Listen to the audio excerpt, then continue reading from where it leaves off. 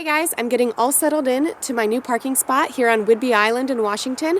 If you missed that video, make sure to check it out. So a few weeks ago, I went to a tiny house festival in Eugene, Oregon. I met a lot of interesting people and a couple people who are new to the tiny house movement. So today's video is introducing Jordan and Sam and their new adventure bus. So without further ado, let's take a tour.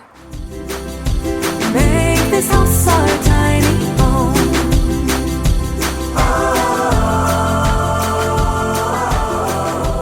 We are Jordan and Sam Page, and we travel in Addie the Adventure Bus. Addie is short for adventure.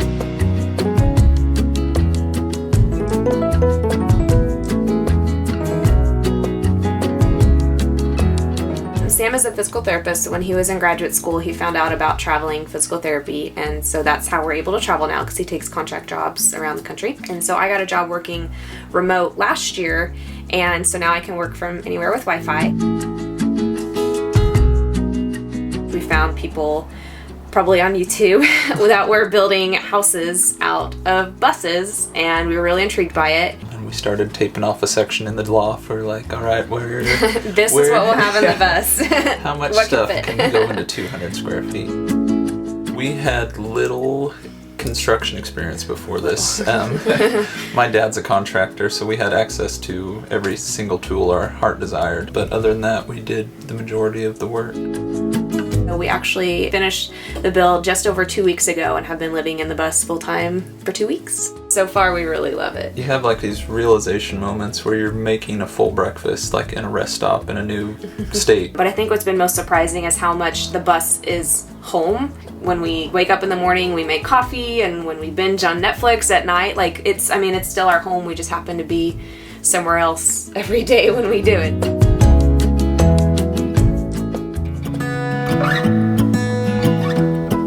This couch we've actually had for about 4 years, and we went back and forth on what we want to do to the couch so many different times. But this one was so comfortable, so we just took the legs off and built the base, which has these little click locks in it, and then tons of storage. So we've got 2 of those. We still wanted to keep the facade of the school bus. We kept most of the windows, especially here in the front. Actually, Sam's mother sewed these curtains, so these actually have reflex material inside of them. They're tied up on these little hooks here. You can roll them down, and then they work as curtains. And we weren't totally sure how well they would work, but they work really well. So they've got the blackout material on the back and then the reflex inside. So on the other side, we have the built-in bench here. This is kind of my little reading nook. You'll notice the Harry Potter pillows. And so we just have a cushion that my mother-in-law also sewed. And then underneath, of course, we have lots of storage, which was super helpful. When we first were building out the bus, we were so worried about storage. But now I think we have way more than we even need, so I guess that's good. So this is the Cubic Mini Grizzly wood-burning stove. It is not flued out yet, so when we go visit family back in Kansas where we're from for Christmas, we will put the flue in then. This is Penny. She runs the household. We adore her. And this was actually a desk that we had in our old loft when we lived downtown. We just took the legs off of the bottom of it and attached it to this track system, so then we can actually raise it up to a standing desk if I want to. And then this part actually folds down, so then it's just a flat surface as well. So it's a really good multifunctional piece for working or eating or whatever we need it for. And then these chairs we also had in our old space. They're clear, so for a tiny space you can kind of look through them, and it makes the space look bigger and not as cluttered.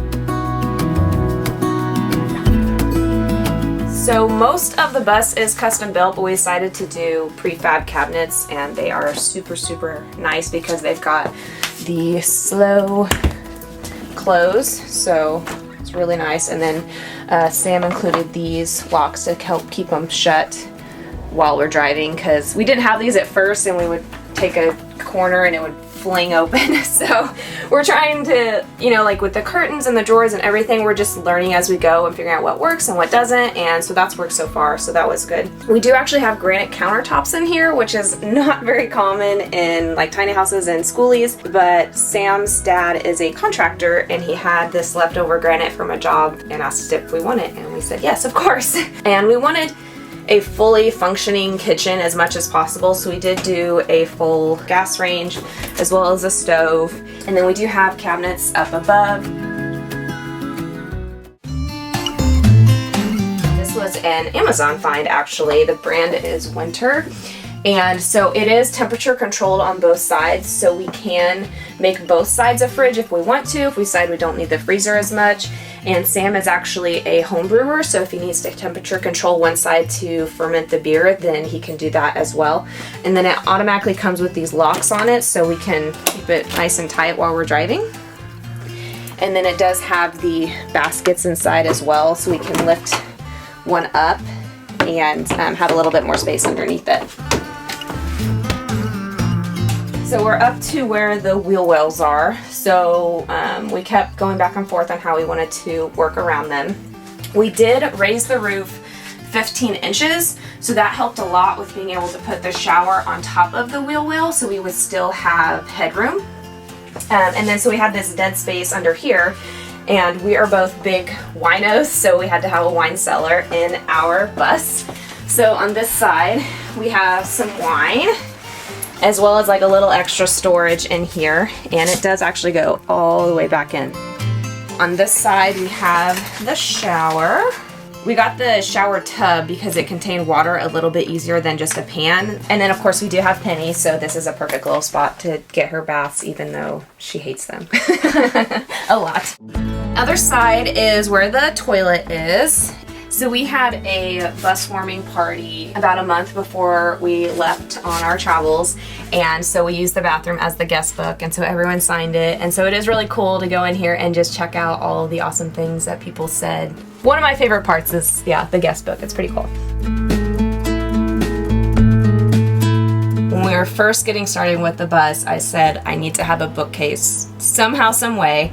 And so Sam designed this to actually, it goes into the wall and then we can pull it out on the tracks, and it works as a bedroom door as well. So I can have my books and we can have our privacy, and yeah, I love it. And then actually at the bottom there is a little lock that we have, so we can lock it in place while we're driving. And we've forgotten to lock it a couple times while we were driving and it flung open, so now we remember to lock it. The bed is a Tempur-Pedic. It was a non-negotiable. We were not getting rid of the Tempur-Pedic queen size, so we made it work in the space. We were able to loft the bed, especially because we did raise the roof. And so we actually have each corner on actuators, and so we can flip a switch. Okay, so as you can see, we can raise the bed quite a ways. So this is where we have like a lot of our storage. And then on this side is actually the fresh water tank. It's all boxed in right now, but so this is where our fresh water comes from. And you'll see in each corner, we've got these actuators. So these are what actually raise the bed up to where it's at. It is not the easiest thing to drive. It's fun to drive for sure, but she's an older bus, so she travels a little bit on the road, so you got to be paying attention. But it's a blast. I think in another life I was a bus driver because I always have a giant smile on my face. I do catch people like taking double and triple takes, like checking us out as we drive by. And we do have our social media handles on the back, so then we'll get random people messaging us like, hey, I just saw you in Iowa, hey, I just saw you in Wyoming, and so that's pretty cool. Or we did get somebody that said you were going too fast in this zone, so we got in trouble. I'm like, lady, this bus does not go very fast. So the original door actually opened bifold. So we wanted a little bit more security with that, so I learned to weld through this whole project.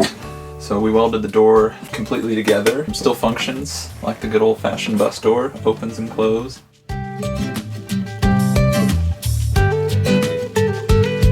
How'd you choose the color? This is my favorite color for some reason, and we were looking at a color index and this just came about. Jordan also has a tattoo on her arm. We do have a garage, as all good buses do. As far as electricity goes, we will charge off the grid. We've got a very large bank of batteries, house batteries, so we'll charge those, and truthfully we haven't been plugged in for about 4 days, 5 days, and everything's working fine. You're gonna have to read it. I'm sorry. Okay. So again, we did not write this, but we'd love it. So it's love of travel, midnight shadows on a lonely Valdosta highway, dodging tires and lack of sleep. Clothed in creative wanderlust, the earth is your playground as you listen to the ambiance of the road. This is where you find yourself, contemplating your coffee at the next cafe stop. How many miles to Nashville?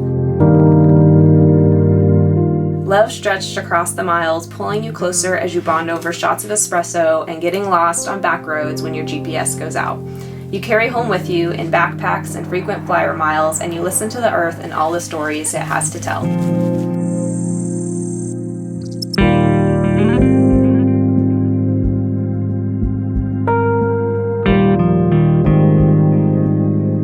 David Blanton is the author. So August 28th, 2015.